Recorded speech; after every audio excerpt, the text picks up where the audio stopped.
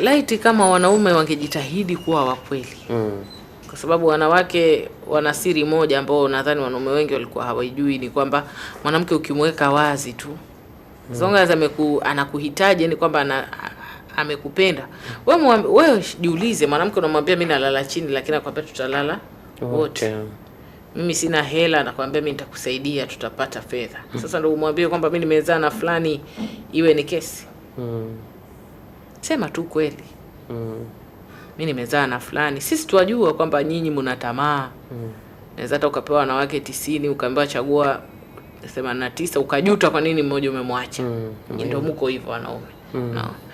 Sasa sema kweli, mimi wajua mimi niko na wewe hapa, lakini na maisha mengine na fulani.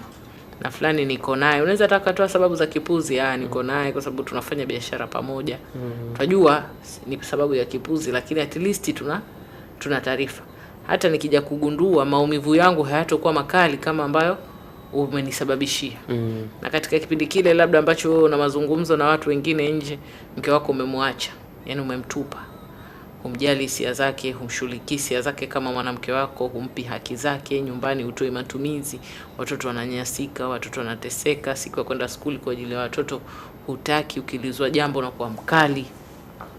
Simu yako inaenda nayo mpaka chooni, mke unamtukana, mke unamdhalilisha. Unapokea simu mpaka hata ukiwa kitandani na mke.